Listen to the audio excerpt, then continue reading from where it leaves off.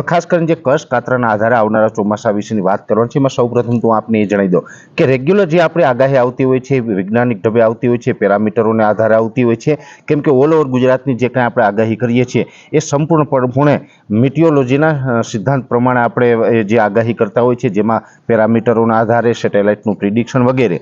પણ જે મિત્રો છે એ કચ્છ કાતરાના આધારે પણ એક અનુમાન આપતા હોય છે. ઘણા બધા આપણા ગામડાઓની અંદર દેશી રીતે જે વરસાદનું અનુમાન કરતા હોય છે, અવલોકન કરતા હોય છે, ને એ કચ્છ કાતરા પણ જોતા હોય છે. અમે પણ ઘણી વખત કચ્છ કાતરા કેવી રીતે જોવું છે એ આપને વિડીયોના મારફતે ઘણી વખત બતાવતા હોય છે. કચ્છ કાતરાની અંદર એવું હોય છે કે જે કારતક મહિનાથી જે વર્ષની શરૂઆત થઈ છે, એટલે કે નવા વર્ષની શરૂઆત થઈ છે કારતક મહિનાના એકમને દિવસેથી, એટલે કે બેસતા વર્ષના દિવસેથી લઈ અને ફાગણ મહિનાની પૂનમ એટલે હોળી સુધી આપણે કચ્છ જોવાનો હોય છે. જે આકાશમાં કચ્છ થાય, આકાશમાં લીસોટા થઈ એ ટાઈપના વાદળો થતા હોય, સાંજના સમયે આકાશ લાલ થતું હોય છે, દિવસના ટાઈમે પણ કચ્છ જેવા વાદળ થતા હોય છે. આ કચ્છ છે ને એ કહી શકાય કે 225 દિવસે પાકે. આમ જોવા જઈએ તો એના પણ ઘણા બધા નિયમ છે કે ઘણી વખત આપણે 195 દિવસ ગણવાના હોય, ઘણી વખત એના આપણે 220 દિવસ ગણવાના હોય, 225 દિવસ ગણવાના હોય. એની પાછળનું રીઝન એવું હોય છે કે જે વર્ષે જે અધિક માસ આવતો હોય, જે પુરુષોત્તમ માસ આવતો હોય, એ વર્ષે આપણે એના દિવસો વધી જતા હોય છે, ઘટ થતી હોય છે. એના આધાર ઉપર જે આપણે ગણવાનું હોય છે એના વિશે પણ આપણે એક સંપૂર્ણ વિડીયો મૂકેલો છે. પણ ખાસ કરીને આજે જે માહિતી આપવાની છે એમાં ચર્ચા એ કરવાની છે. આમ તો કચ્છ કાતરાના આધારે પણ આવનારા વર્ષનું એક અનુમાન થતું હોય છે. એમ જે દેશી અનુમાન પ્રમાણે ઘણા બધા નિયમો એવા છે કે જેના આધારે આપણે વર્ષ કેવું થશે એ જોઈ શકતા હોય. જેમાં હોળીનો પવન છે, અખાત્રીજનો પવન છે, અખાત્રીજના દિવસે સળીઓ રાખીને જે એનો એક માપદંડ કરવામાં આવે છે, ચૈત્રી દનૈયા જોવામાં આવે છે, ઝાકળ જોવામાં આવે છે, ઘણું બધું જોવામાં આવે છે અને ઘણું બધું અવલોકન કરતા હોય. એમાંનું એક ભાગ છે કે કચ્છ કાતરા. હવે આ કચ્છ કાતરાની વાત છે તો અત્યારે આ વર્ષે જોવા જઈએ તો જે પ્રકારે કારતક મહિનાની એકમથી લઈને આ જ દિવસ સુધી, એટલે કે જે અત્યારે આપણે 2025નું વર્ષ ચાલુ થઈ ગયું છે, અત્યારે જાન્યુઆરી મહિનો છે, જાન્યુઆરી મહિનાની આજે 18 તારીખ ચાલુ થઈને આ જ દિવસ સુધી કચ્છ કાતરાની વાત કરવા જઈએ તો કચ્છ કાતરાનું પરફોર્મન્સ ખૂબ નબળું રહ્યું છે. આ એક હકીકત છે. જોકે કચ્છ કાતરાનું જે પરફોર્મન્સ છે એ નબળું રહ્યું છે એનો મતલબ આપણે એવો જ નથી સમજવાનું કે આપણે એવું કોઈ ડરવાનું નથી કે આપણું આવનારું વર્ષ નબળું થશે. આવનારું વર્ષ સારું થશે એ ચોક્કસ વિશ્વાસ છે. પણ જે કચ્છ કાતરાની વાત હોય તો એના આધારે જોવા જઈએ તો એના સંકેતો ખૂબ સારા નથી, કેમ કે અત્યાર સુધી જે કચ્છ કાતરા થવા જોઈએ એમાં કોઈ ખાસ પરફોર્મન્સ જોવા મળ્યું નથી. હા, 2 વખત આપણે કચ્છ કાતરા સારા થયા હતા અને એ સિવાય 2 વખતને બાદ કરતા કોઈ કચ્છ કાતરાનું સારું જે પ્રમાણ હોય એ જોવા મળ્યું નથી. એટલે કચ્છ કાતરાના આધારે એક આપણે અનુમાન ગણીએ તો નબળા વર્ષના સંકેત આપે છે. જોકે નબળું નથી થવાનું એ એટલા માટે હું તમને વારંવાર કહી રહ્યો છું, કેમ કે કચ્છ કાતરાના આધારે જે આપણે અનુમાન કરતા હોય છે એ એક પાઠ છે. એના સિવાય પણ ઘણું બધું અનુમાન કરવાનું હોય. અખાત્રીજનો પવન છે, ચૈત્રી દનૈયા છે, અથવા તો જે વૈશાખ મહિનાની જે વદ આઠમ હોય છે તે દિવસે જે વાદળનું આવવા જવાનું જોવામાં આવે છે, હોળીનો પવન જોવામાં આવે છે, ઘણું બધું જોવામાં આવે છે, ઝાકળ વર્ષા જોવામાં આવે છે. એ બીજા જે પરિબળો છે ને એ હજુ જોવાના ઘણા બધા જે મિત્રો દેશી અનુમાન કરતા હશે ને બાકી હશે, અને એ જે એનું પરફોર્મન્સ બતાવશે એ સારું પરફોર્મન્સ બતાવશે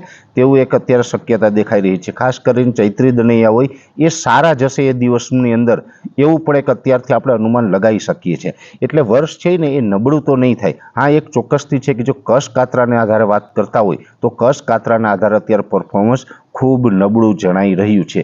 પણ જો કે એ મારું જે વ્યક્તિગત અનુમાન છે, કેમ કે અમે તો કચ્છ કાતરા અથવા તો આ દેશી વિજ્ઞાન પ્રમાણે નથી જાણતા ને એના વિશે બહુ માહિતી નથી આપતા. અમે સંપૂર્ણપણે મિટિયોલોજીના સિદ્ધાંત ઉપર, એટલે કે વૈજ્ઞાનિક ઢબે માહિતી આપીએ છીએ, જેમાં અલગ અલગ પેરામીટરો હોય, અલનીનો હોય, લાનીનો હોય છે, એમજેઓ છે, આયોડી છે વગેરે પેરામીટરો ઉપર અભ્યાસ કરતા હોય છે. એ સાથે સેટેલાઇટના માધ્યમથી પણ અમે ઘણું બધું પ્રિડિક્શન કરતા હોય ને એના માધ્યમથી જે અમે અનુમાન આપતા હોય, એમાં લાંબા ગાળાના અનુમાનની અંદર આપણે 2025ના ચોમાસાનું એક અનુમાન તો આપી ચૂક્યા છીએ. આપણે જે અનુમાન આપી ચૂક્યા છીએ અનુમાન એવું છે કે 2025નું વર્ષ છે એ નબળું નહીં થાય, મધ્યમ થશે, પણ થોડુંક લેટ થઈ શકે છે. એટલે કે જે આપણે વાવણી હોય છે એ કદાચ લેટ થઈ શકે. એમાં બનશે એવું કદાચ કે જે નૈઋત્યનું ચોમાસું છે એ આપણે જૂન મહિનાના એકદમ એન્ડમાં અથવા તો जुलाई महीनानी शरूआतमां नैऋत्यना ચોમાસાની ધમાકેદાર एंट्री कदाच गुजरातमां थई शके। पण ए सिवाय जे घणी वखत आपणे वरसादो थता होय छे जेमने आपणे प्री मोन्सून एक्टिविटी कहीए छीए, जेमां खास करीने सायक्लोन कोई बनतुं होय तो एने कारणे पण जे ચોમાસામાં वरसाद पड़ी जता होय एम प्री मोन्सून एक्टिविटी तेज थई अने घणी वखत आपणे प्री मोन्सून एक्टिविटीने कारणे पण राज्यना अलग अलग विस्तारोनी अंदर सारा एवा वरसादो थता होय, वावणी थई जती होय। एम कदाच बनी शके कि जून महीनाना पहला अठवाडियामां कदाच सारी एवी प्री मोन्सून एक्टिविटी थई जाय, अथवा तो जून महीनामां जे प्री मोन्सून सायक्लोन आवता होय छे ए दर वर्षे आम तो 2024 એટલે કે ગયા વર્ષે કોઈ સાયક્લોન જૂન મહિનામાં આપણે જોવા નથી મળ્યું, બાકી 2023માં પણ બિપરજોય નામનું સાયક્લોન જોવા મળ્યું હતું। એમ કદાચ કોઈ સાયક્લોન આવે ને સાયક્લોનને કારણે પણ અમુક વિસ્તારોમાં વાવણી થઈ જાય એ વાત અલગ રહેશે।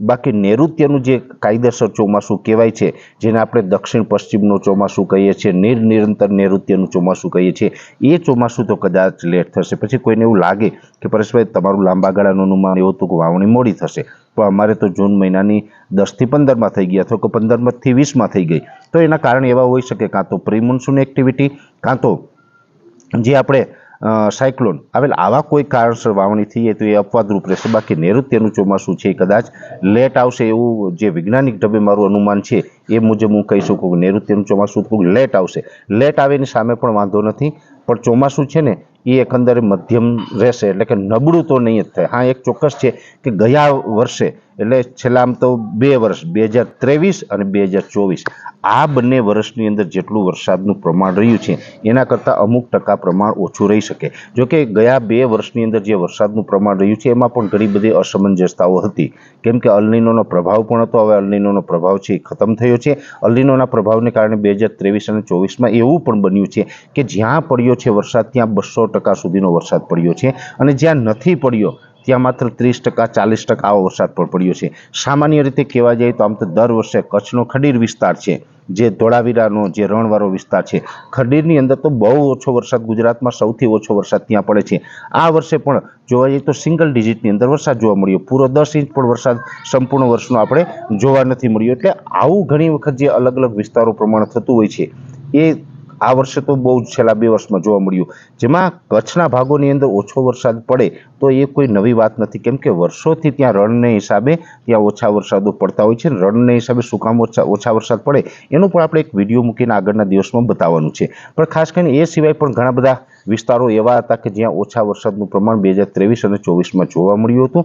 આ વર્ષે એવું બની શકે કે જ્યાં પડે ત્યાં બધામાં એક સરખો પડી શકે। ઠીક છે, 2-5% વિસ્તારોની અંદર ફેરફાર થાય, પણ બધા વિસ્તારોમાં એવું નહીં બને કે છેલ્લા 2 વર્ષની અંદર જ્યાં પડ્યો ત્યાં 200%, નથી પડ્યો ત્યાં 30%, એવું તો કદાચ નહીં બને એવું એક અનુમાન છે। પણ એટલું અત્યારે કહી શકાય કે આ વિડીયોની અંદર જે સંકેત આપવાના હતા, જેમાં લાંબા ગાળાની અંદર દેશી અનુમાનથી જે મિત્રો જોતા હોય, કશ કાતરાના આધારે જે આગાહી કરતા હોય, એ કશ કાતરાનું જે પ્રમાણ છે એ અત્યારે નબળું જોવા મળી રહ્યું છે। એટલે એ એક ચોક્કસ વાત આપણે સ્વીકારવી પડશે, પણ એનો મતલબ નબળું વર્ષ થશે એવું કોઈ ડર રાખવાનો નથી। વર્ષ છે એ સારુંથી મધ્યમ થશે, અને જે અતિવૃષ્ટિ અને અનાવૃષ્ટિનું જે 2 વર્ષથી અનબેલેન્સ હતું એમાં પણ બદલાવ આવશે। હા, એક ચોક્કસથી છે કે વર્ષ થોડુંક મોડું થઈ શકે, વાવણી મોડી થઈ શકે, પણ વર્ષ નબળું નહીં થાય આવું ચોક્કસ અનુમાન રાખવાનું છે। લાંબા ગાળાના જે પ્રિડિક્શન હોય છે ને એમાં સમય અંતરે વૈજ્ઞાનિક ઢબે પણ રેગ્યુલર 15-20 દિવસે 25 દિવસે જે પ્રિડિક્શન થતું હોય એમાં પણ ઘણા બધા ઉતાર ચઢાવ આવતા હોય છે, બદલાવ આવતા હોય છે।